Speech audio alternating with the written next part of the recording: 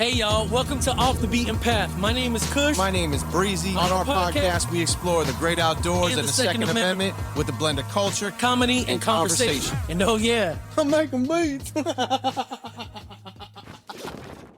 Alrighty. Everybody, we want to welcome y'all back to another episode of Off the Beaten Path. For those of you who don't know me, my name is Cush. I'm one of the co-hosts of this amazing podcast.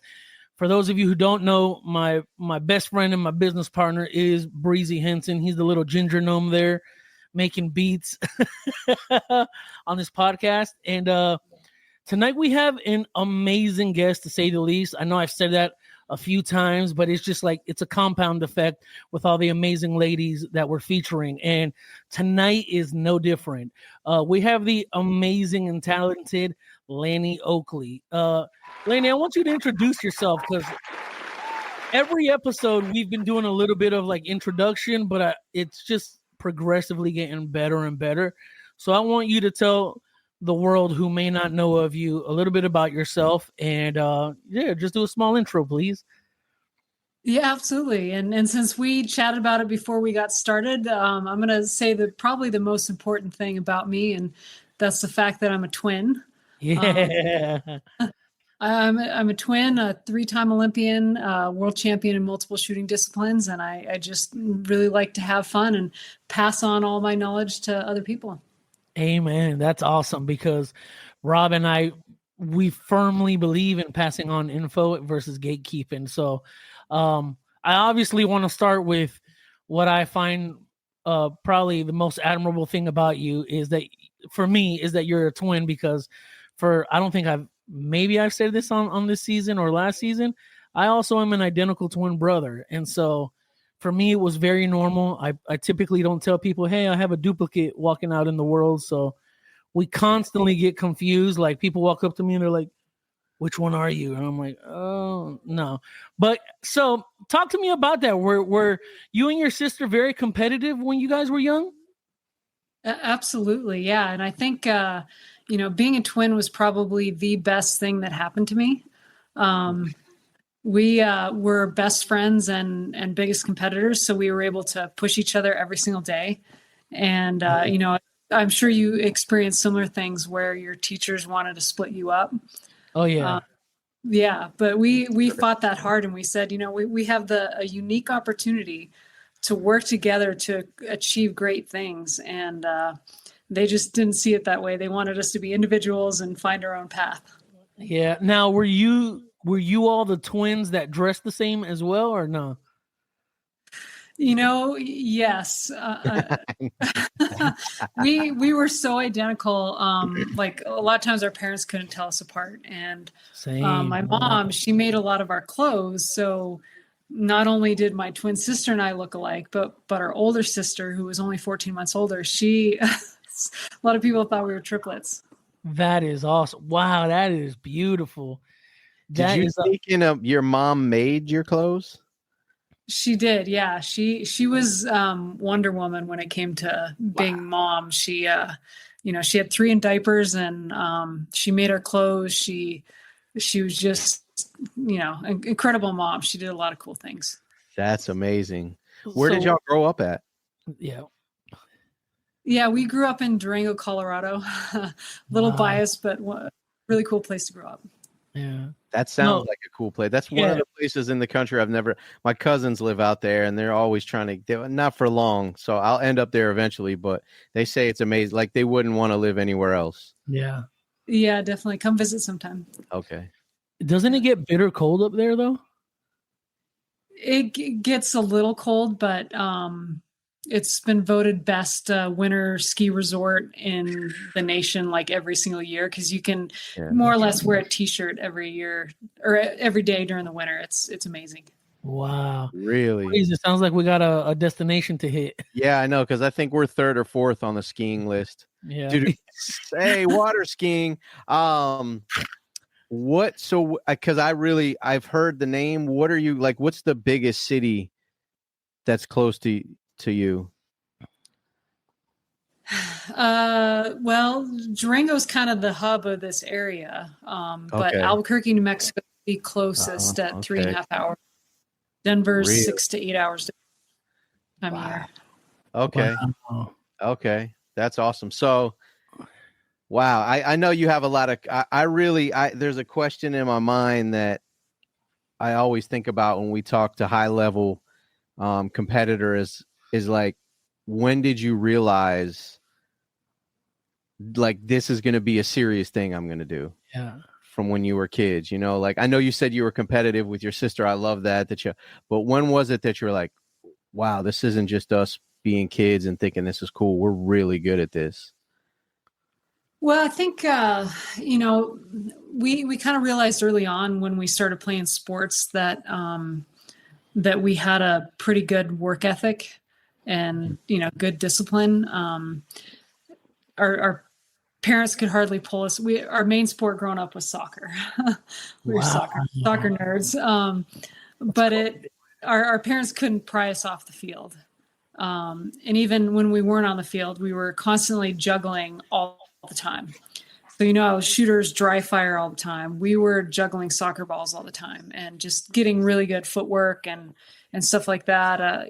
It's just a passion. And we, whatever we were doing at the time, we just put everything into it. And, we had really great role models. Our parents, they worked hard at everything they did. So I think that kind of taught us early on that, if you want to be successful, you just have to work hard for it and earn it. That's awesome. Yeah. That's like that. Were that they is outdoorsy? Is that how you were exposed to hunting and being outdoors and firearms? Yeah, absolutely. So my dad had 3 girls, and he shooting and hunting was his biggest passion. I'd say hunting was his biggest passion. And so he taught the 3 of us how to hunt and fish and shoot, and we just fell in love with it. That's awesome. amazing. Yeah, I love that. So another thing that's cool is like my brother and I, you and your sister don't have names that start with the same letter. You're Lanny and she's Tracy, right? Correct. Yeah. That's awesome. That's cool. The kind of a funny story behind that too, because my mom, when she had us, she didn't know she was having twins until I came out, and I was the first one out. Wow. Yeah. So she didn't get an ultrasound because she wanted to be surprised, and the doctor was like, "You're having a big boy," because they could only detect one heartbeat. My twin sister and I were in sync, and our heartbeat was the same. And so when I came out, it was a big shocker because instead of a big boy, they got 2 little girls. Wow. That's unreal. As far as the name thing, they didn't have any names picked out because they didn't think they were having twins. So, yeah.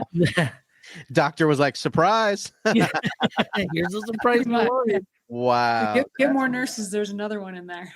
That's an incredible story. So I know you said with the soccer, how old were y'all when you were like getting into all that? I guess really, how old were y'all when you really started taking it serious and starting to go from, I know you said you trained discipline. I love to hear that because we hear that a lot, just that you have to train, you have to have discipline when it comes to this to keep moving up. Like, when was it that you really felt like y'all locked in and started taking those steps?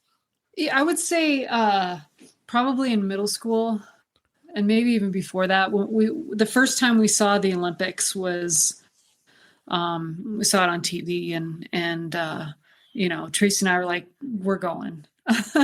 And we thought we were going to go for soccer, and then later on it ended up being for a different sport. But we thought that's got to be the coolest thing in the world, to be able to represent your country and go to the Olympics. Yeah, that's awesome. Get a couple dings for that. That's really cool. And now you are a 3-time champion, right? 3-time Olympian, yeah. And the only reason why I got the opportunity to go to a 3rd Olympics is because of my twin sister. She actually gave me her spot at that 3rd Olympics because I got sick at the final trials and wasn't able to compete. And so she competed, did really well at the trials and won the trials. And then when they announced the team, she turned around and gave her spot up and gave it to me. So. That's amazing. That is publicly. This wasn't like a switcheroo, right? You showed up and everything. No. It actually garnered international attention when she did it. She obviously, that's not what she was looking for. She just wanted to give me the opportunity. Yeah.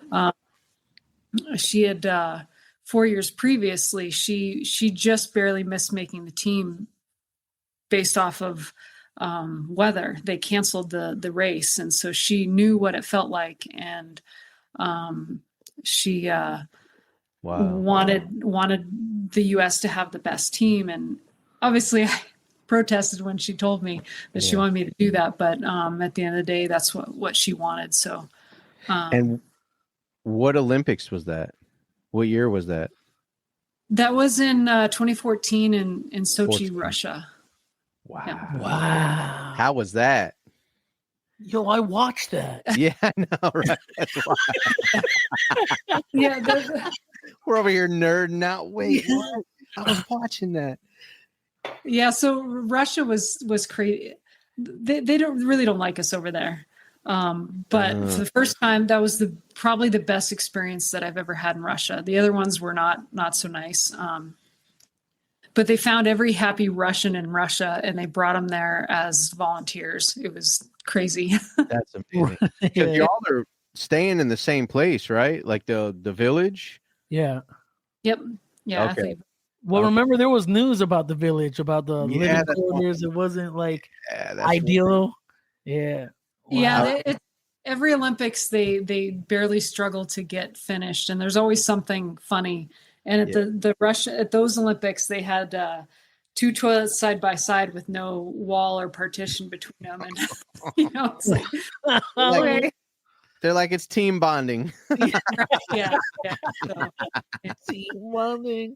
Yeah, that's awesome. Yeah. So what an experience. So real quick before we get ahead of ourselves, Breeze, what do you have over there? What do you got picked out for tonight? Let's see what we got here. Let me get on the tools of the trade here and see what we got. We'll see what man, I should be prepared for this. We've done this before. Let's see. Yeah.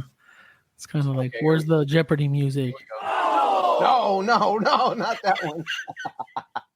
That was good though. That was great timing because it is an O. Here we go. Oh wait, why is it not playing my whole sample here? Come on now. Oh, but that's one of the chops. Here we go.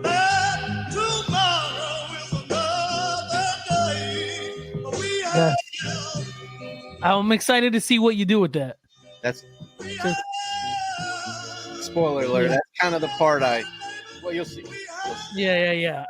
So Lanny, we are hip hop heads. We used to own a recording studio. We're not Olympians by a long shot, but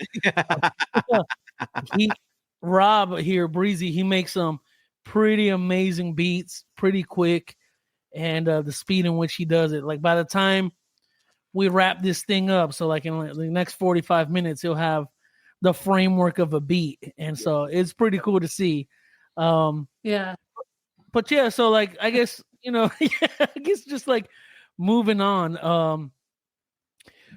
I want to hear some of the stories of like what was it like when you had to compete for your first Olympic, I guess your Olympic debut was I know the training is super intense, but can you walk us through some of that experience? Yeah, absolutely. I think anytime you go to a sporting event that big, especially the Olympics, I think the Olympics is the highest level in sport that you can do, and you can argue that even more so than the Super Bowl, because it only comes around once every 4 years. So once every 4 years, on usually a particular day, you have to perform at your best.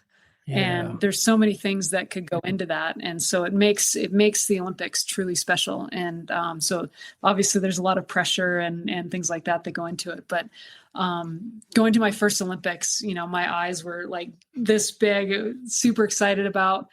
representing my country, and you know, the stadiums over there that they have with people, there's 30 to 50,000 spectators, so it's really exciting. You know, when you're shooting, you hardly hear yourself breathe, and you know, it's just the greatest experience in the world. Not only competing, but I think opening ceremonies was my favorite, because you get to pull on the USA jersey and then go in behind your flag with the entire stadium erupting into cheers of USA. Really cool. That's amazing. I can't even imagine what that must sound like, because just the run out, that's patriotism at a really high level, you know, from a performance standpoint. Like you said, I'm sure qualifying, you have to be there, like you said, just that one day. But then when you actually get to the games and the competitive part of it, do you feel the tension or the pressure to perform, or is it by that time, have you done it so much now, it's a thing of repetition and just making sure that you're on? You know, I would say a little bit of both. I mean, regardless of how many times you've done it and the repetitions and things like that, you still know in the back of your mind that this is your potentially only opportunity to compete and perform. And so it does, you know, you have to push that pressure out and you know, try not to think about it. But it definitely, at the Olympic level, there's so many more things that go into it, from media to, you know, just spectators and all that kind of thing. So it makes it truly special. Do you go on a press run? Yeah. I mean, you're that's kind of part of your job. You have to go and talk to the press. I remember after this is kind of funny, but not funny. After my first Olympic race, I just finished. I was exhausted. You know, I could hardly breathe because I was breathing so hard. And the first question I get asked is what I thought of the shooting accident with Cheney. Yeah. And you know, I had no idea, because it happened when I was racing, and I had no idea what they were talking about. And so that was a very challenging question to answer on the fly, when I really didn't know what the context was. Man, I can't even imagine that. And then you see the news, I imagine, and you're like, oh man, that was a terrible accident. Now, yeah. I know you get highlighted a lot for your athleticism, and we're gonna dive into that some more. But the other side of you that I'm not sure I'm sure people are aware of it, but I've fallen in love with it just, you know, from doing some digging, is you're actually an artist, right? I am. Yeah, I love to do artwork. It's one of the few things that can actually get me into it and focus on something. Really? That's cool. Have you been drawing or being artistic your entire life, or was it a passion you found later on? No, I started out really young, probably about the same time that my twin sister and I jumped into sports. And I started drawing horses because I loved horses. Yeah. And my dad wasn't into horses, so I knew I was never going to get one. So the closest thing was drawing them. So I drew a lot of horses growing up, and that I think helped me develop into an artist. Do you have any cool stories surrounding your art that that are independent of either the Olympics or hand in hand with it?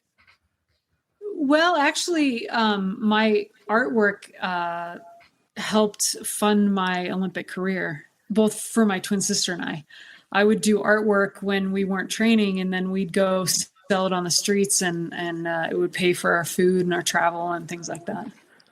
Wow. Like in other countries? Mm-hmm. Yep. Wow. Oh my God. I wish my potato head best friend was listening to this. Let me see if I can get his attention. He's deep in the rabbit hole.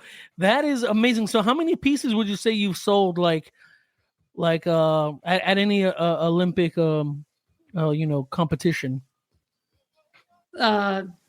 I mean, at a particular competition, maybe 6 to 8, but over the course of my career, probably hundreds, I don't know, maybe thousands. I just, because our career kind of happened when, cell phones were just barely starting to come in, especially over in Europe. And the TV was horrible. It was usually really, really old American or British TV, kind of dubbed over in German or French or Italian or something. It was awful. So we didn't watch a lot of TV or do anything like that when we weren't racing. So I just did a lot of drawing and, reading and things like that. And so, yeah, it gave me time to be able to spit out a bunch of artwork, and we just go to, there's a lot of street vendors and things like that in Europe, and we just go down there and set up shop. And that is ridiculously impressive, because like you're talented on the field, but also your brain can switch over and be super artistic. That is amazing. What would you say is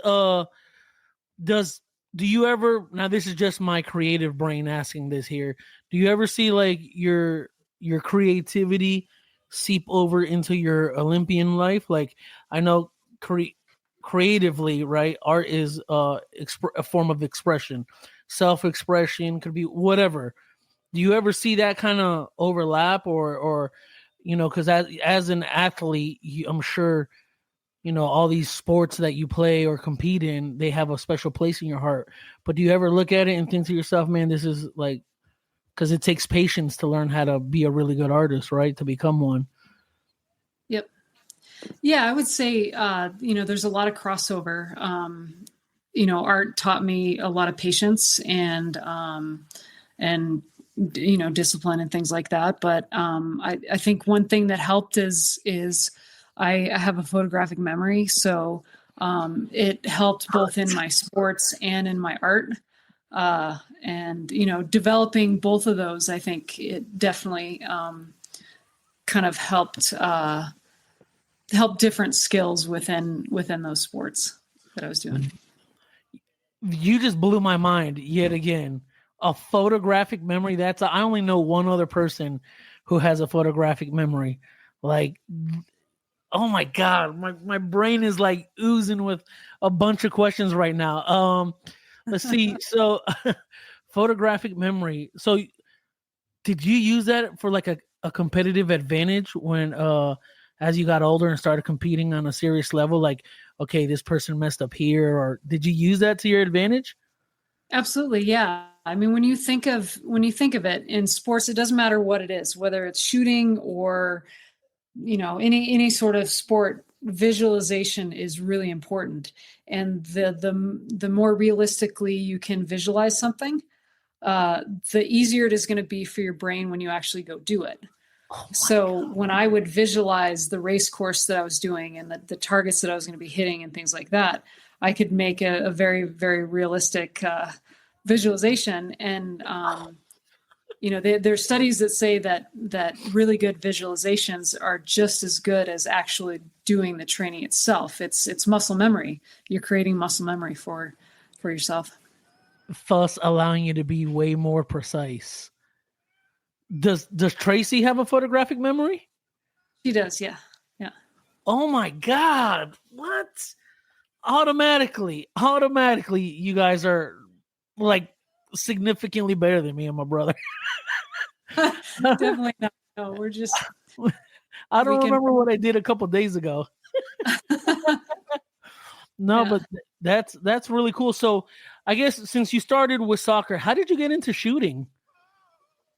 We'd been hunting our entire life. And in middle school, we started doing small bore prone competitions. Okay. Really? And yeah. And when you make two really, really physically active girls just lay there all day and shoot, they'll look at any excuse to not do it. So we ran into a guy that told us about biathlon, cross country skiing, shooting, what we did in the Olympics. And we're like, wow, that sounds like so much more fun. and it also was as close to you can get to hunting in the Olympics, because biathlon originated as a form of hunting on skis in Scandinavia, and then it became a military tactic in World War I and World War II, and then it became a sport in times of peace. So for us, that connection between hunting and the Olympics, we're like, you can't get better than that, So that's what we kind of fell in love with it. Is that first of all, I didn't even know that piece of history. I didn't realize that was like, what'd you say? Was it which country was using that as a technique?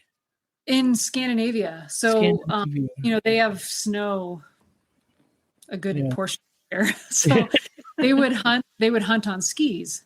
And then in World War I and World War II, it became a military tactic. And especially like the US was able to win some really key battles with the 10th Mountain Division, skiing in and taking, and winning key battles in both World War I and II.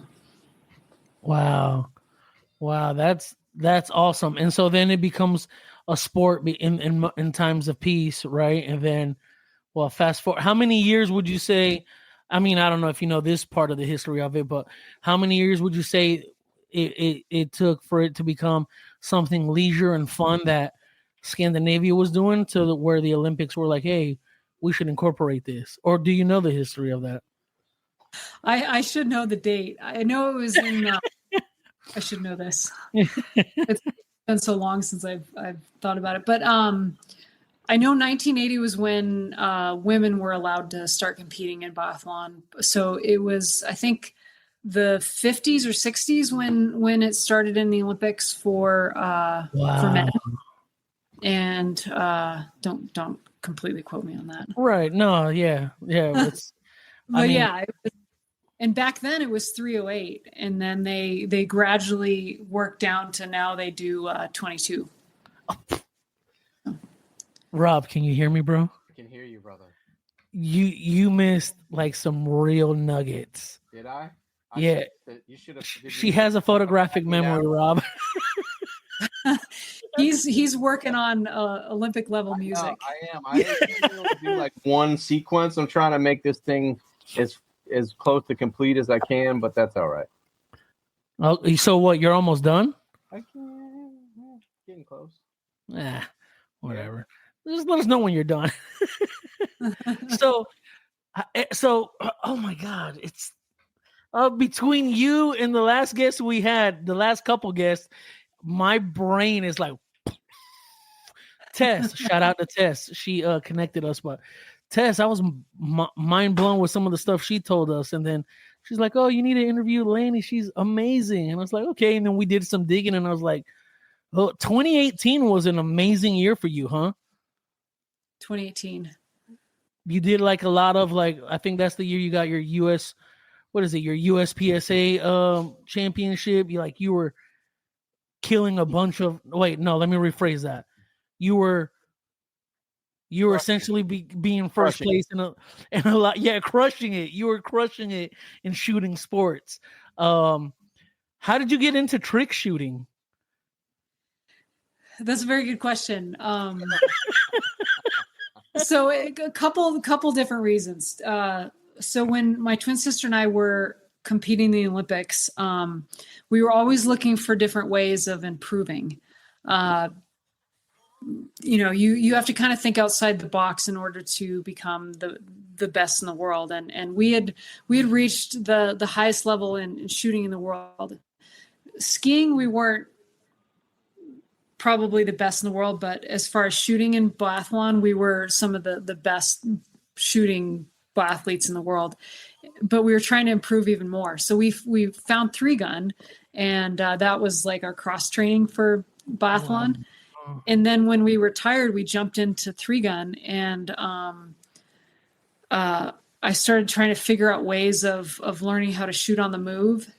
And we had done a lot of unicycling for balance training when we were training for the Olympics. And I thought, okay, well, a unicycle, if you don't keep pedaling, you have to hop off. So it's the perfect way of forcing yourself to keep your feet moving while you're shooting. So I'll just shoot off a unicycle and it'll force me to keep my feet moving. And that's how I learned how to shoot on the move while, keeping my feet moving. Walking is off a unicycle. And, and so and for me, I just love doing things like that, challenging myself. And people started loving watching the different tricks that I did. So I would save maybe a magazine or a couple rounds after my training, and then try to give myself a challenge. And it was a way of looking forward to the end of training. Where's your sister for all of this? Is she like right there with you? Like y'all are both going ham on trick shooting? Yeah. She, after we retired from the Olympics, we competed in action shooting sports like 3-gun and stuff for a few years. And then she kind of retired because she had 2 beautiful little children. And then, but she'll do tricks with me every once in a while.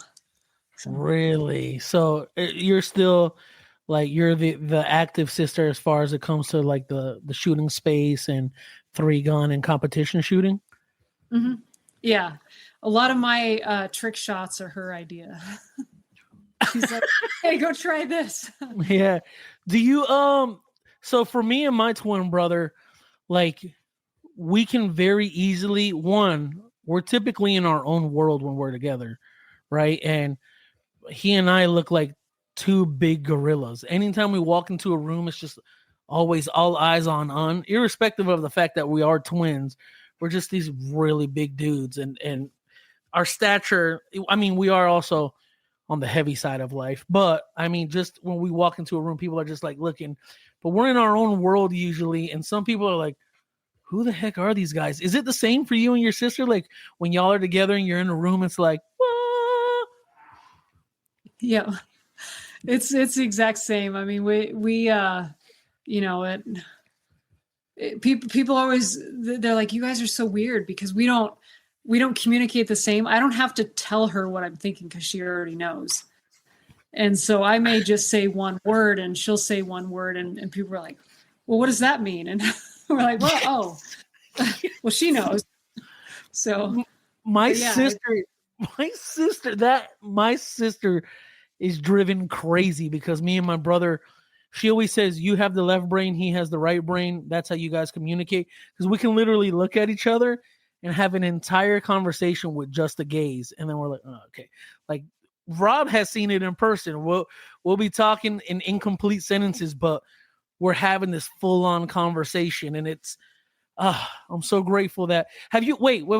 I just thought about this. It just shot into my mind. Have you ever you and your sister been to, there's an annual Twins Club meeting in Twin Cities? Yeah. We have never been, but I've always wanted to go because they have a running race there. And that's awesome. I really want to go and compete in that. So that's awesome. Have you guys done? We've heard about it for years, literally since we were like boys, and you guys should go. And my mom, of course, she's like, yeah, we should go. And it's like, when is it? But, like the access to information wasn't what it is now, especially back in the 90s, right? When we were boys. And I say that to say, no, we haven't been. But, yeah, we would like to go because it's cool to see how many twins are in the world. And strangely enough, there was a lot of twins in the schools we went to. So I can imagine for like, maybe the people who were in our age range who went to our schools were like, oh yeah, that's so-and-so and that's so-and-so and that's so-and-so, because I think there was like 6 set of twins at my high school alone. So wow. Yeah. Huh? I'm trying to see if find information on it to see when it is. The annual twin, it just passed, I think. Did it? Oh, okay. Yeah, because my sister said, when are you idiots gonna go? And we're like, we had another incomplete thought in person. So here, you grab your twin, I'll grab mine, and we'll go to that. Did you already talk about the telekinesis thing? Like, yo, my brothers did, like, that you guys know what's going, the energy? Yeah, but I think that's Can you and your sister feel that, like, with one another, if you know something's wrong? Or when we tell other twins that, some of them look at us, most of them look at us crazy, but it's very rarely we can find twins that actually can experience that, right? So do you and your sister experience that? Oh, 100%. Yeah. And it's like a blessing and a curse, because, I'll be going along all happy and, going throughout my day. And then all of a sudden I'll just get this pit in my stomach, like something's wrong. And I'm like, what is the deal? And I'll call her up and I'm like, Tracy, what's wrong? And she, she'll be crying or something like, something happened. Or, but they always say, someone will punch you in the arm and you're like, can your twin feel that? Yeah. I'm like, well, no, but, one of the when I realized how close our connection was, she was in Russia, and one year, it was when this was probably back in 2001, and she got attacked by a Russian. He hit her over the head with a bottle, and I didn't know what happened, obviously, and I didn't feel it, but I knew immediately something was wrong, because it was the middle of the night for us, and I woke up and I'm like, something's wrong. And then maybe an hour or two later, my parents got a phone call from Russia, saying got attacked by some crazy Russian. Oh my God. Wow. Well, first of all, I'm glad she's safe and all right, obviously. But I've never told this story on a public platform. My brother and I had something similar. Breeze, you remember this story. I got hit by a car when I was 13 years old. And my brother was at home with my sister. And he said that him and my sister were doing something. And he stopped and he looked at Paula. Paula's my sister. He goes, hey. She goes, what's up? He goes, something's wrong with Chris. She goes, nothing's wrong with him. He goes, no. Something serious.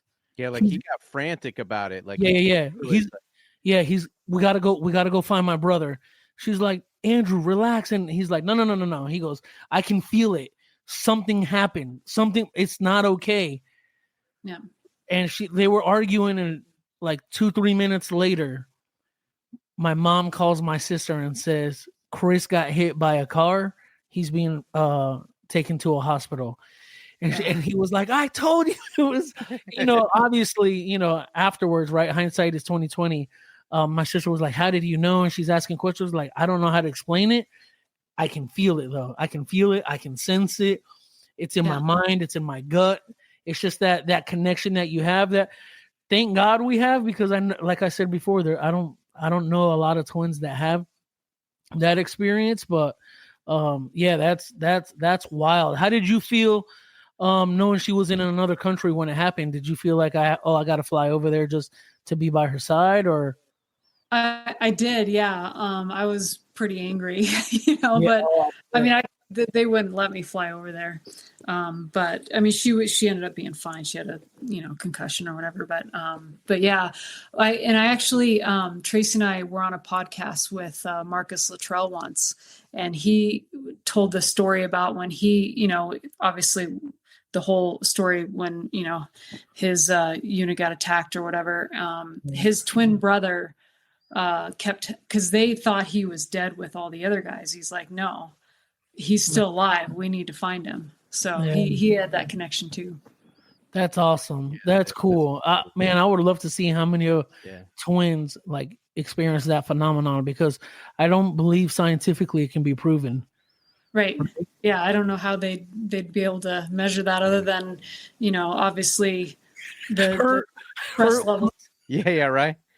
And I think, I know this goes back to, I'm obviously in the womb together, you form that bond that not many people have. But I know, like, Cush and I have been together so much the past 12 years. I'll be like, are you thinking about going to get ice cream? And he's like, bro, I was.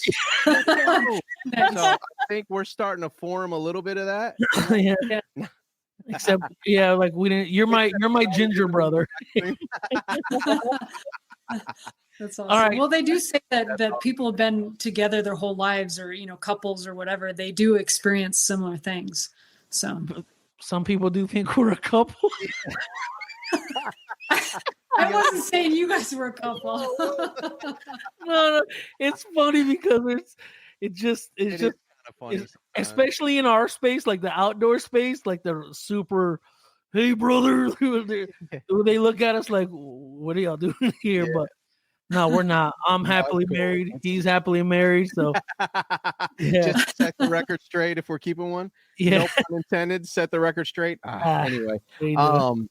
No, I think that's beautiful. I'm just thinking about your relationship. You know, I love hearing both of y'all talk about it. I see his firsthand, and I love to see how different they are too, right? Obviously, you guys aren't the same people. You look the same, but it's I would think some people like, do you guys do everything the same? And it's like, I see how different Cush and his brother are. So I'm curious, like sometimes you'd be like, is that really are we related? I know we look alike, but does she do something that you guys are opposites on? There are definitely a few things, and it was interesting how our personalities have always been a little different. But there are very few, but there's things like she likes black licorice, but I don't. Oh my gosh. I think that's maybe the only thing that we don't like taste wise that's different. I'm with you on that though. Same. Yeah. We're just gonna say she's an oddball on that. Yeah, right. Well, my brother loves chocolate and I love vanilla. So there's stuff like that's like different between us, but then there are very big differences that after a while you're around us and you're like, oh, okay, cool. Well, I had to hit the Googles because when I said 2018, you went on a hell of a run. I was like, I only know one of these, but here we go. I'm going to read these off. 2018 PCC champions, High Lady. 2018 USPSA multi-gun national champions. Second place, Lady Practical. 2018 Bays with Bullets 3-gun challenge. High Lady Open. All right, this is a lot to read. So I'm just going to say you had like 1, 2, 3, 4, 5, 6, 7, 8 more. And you closed the year off with the 2018 3-gun nation nationals, first place, Lady Practical in shoot off. Seriously. Hats off, first of all. Yeah. Hats off. That's amazing. What I really want to ask is, did you and your sister compete neck and neck in those? I wish. I'd only have half of those if she was competing, but no, she had kind of retired in 2016. Okay. So unfortunately, no. Yeah. Otherwise, like I said, about half of those because she would have won the other half. So you're just out here being a trailblazer, representing for the twins. Let's go. Crushing it. Let's go. If y'all got to this while I was off, how much are you competing throughout the year? So this year, quite a bit. The last 3 years I was out in Nevada helping to build up an outdoor facility. And so I didn't get to compete as much as I would like to. But now I'm done with that project and diving back into competing. So awesome. Really excited about that. Yeah. That's really cool. Now, obviously this season rather, is exclusively for ladies. So I'm just going to jump in and ask you some questions for the young female demographic who is exploring into venturing into shooting, whether it's competitive or other shooting sports like clay shooting or anything like that. What kind of tips would you give them? Because I know you said you come from a background like you've been hunting your whole life, but what about like maybe the young ladies who are just getting into the firearms and hobbies and becoming enthusiasts like that? What kind of tips would you give them? I would say don't be afraid to dive in. A lot of people, especially women, think that they're the only ones out there that want to get into it, and that it's really difficult because it's a male dominated industry and things like that. But there's so many other women just like you out there that have either gone through the same path or are going through it. So don't be afraid to get into it because it's a really welcoming and wonderful community. That's awesome. And it is. Rob and I have highlighted last season and a lot of this season about how all you have to do is step onto a range and say, I don't know what I'm doing. And before you know it, you'll be surrounded by people that are pouring into you. So go ahead, Breeze. It sounds like it looked like you want to say something. I agree 100%. That was it. I was just what would you say to someone who a young lady who's maybe just now getting into like 3-gun shooting and competitive shooting? Like, what are a couple tips that you would give now as a seasoned experienced shooter, biathlete, and just all around trailblazer? What would you say to let's say to maybe the younger girl, the 16-year-old or 18-year-old who has experience, but maybe they're just getting started with it? I would say if you're getting into shooting sports, don't run out and buy all the equipment. Just go to a match and let people just borrow their equipment. People are so, like you said, Cush, people will just, if you say you need help, people just start giving you gear and things like that and advice and things like that. So don't think you have to have all the latest and greatest gear and things like that to dive into it. Just go out there and get yourself to a match and either watch or jump in and let the amazing community around you help support you and help you figure out what you need. That's awesome. That's awesome. And hold on, I gotta say this. You see the slight flex in the background, Breeze? The slight flex. That's the.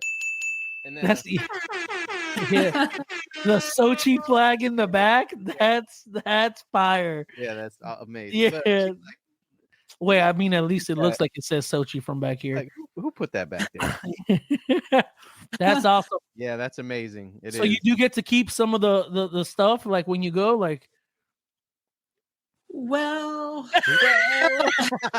I have a really, really incredible banner collection from all the Olympics that I've been to.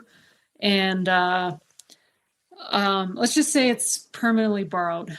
Yeah, that's fair. It's like but that. It's one of those things. All the Olympic athletes do it. So, because there's cameras everywhere and just they kind of let the athletes do it. But so it's kind of a competition in of itself, is to see who can get the best banners from the Olympics as well. Now, this is not as nearly as prestigious as that, but Breezy and I, last year we go to a lot of like influencer events.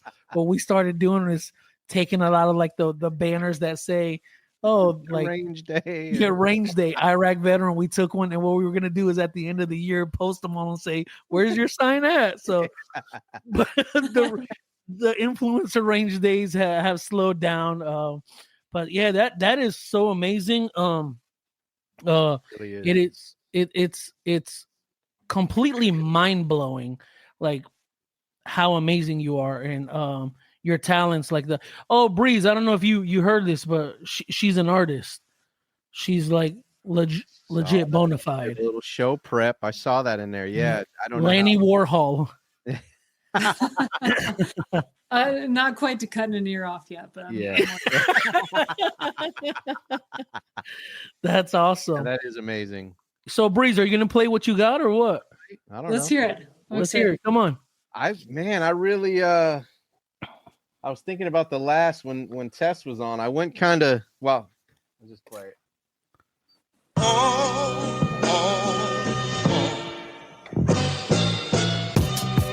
Oh yeah. Oh, you gotta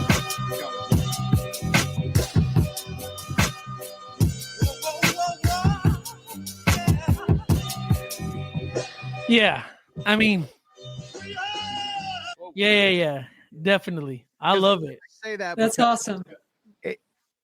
I never know where it's gonna go. Like I would imagine with the art, you have some idea what you're gonna create and what it might, but it always changes. I hear something, and I think I know where it's going, but then I let the flow of it, and I let my ear Like there was this, I played a song at the beginning and it was like very happy and upbeat. And then the beat that I made out of it was like totally dark and gloomy, and it just Cush is like, that was awesome. Thank you. Yeah, thank you. Yeah, it's kind of funny because I don't typically like happy music, which is strange. Give me the blues. Let me what's going on? The Eeyore vibes.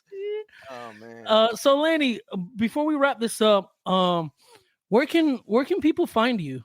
Where can they follow you, what you're doing, and just stay tuned in with you? Yeah, so people can hopefully find me on social media. I'm shadowbound just like everybody else, but Lanny Oakley, both on Instagram and Facebook. And I'm in the process of revamping my YouTube channel. And I got a website, lannyoakley.com, that people can find my courses coming up. I'm going to be teaching a lot of courses, and pretty excited about that. That's awesome. And man, I know we could dive deeper into this conversation, but I'm gonna button it up here too, because that gives us a reason to bring her back in a season or another season, 2 seasons away. See what other amazing stuff she's done and dive a little deeper. But I want to say thank you so much for your time. We enjoyed having this conversation with you. I look forward to seeing you. You're going to be at SHOT Show again, right? Yeah, absolutely. Yeah. Awesome. See you. Well, for everybody who's tuned in, thank you for tuning in.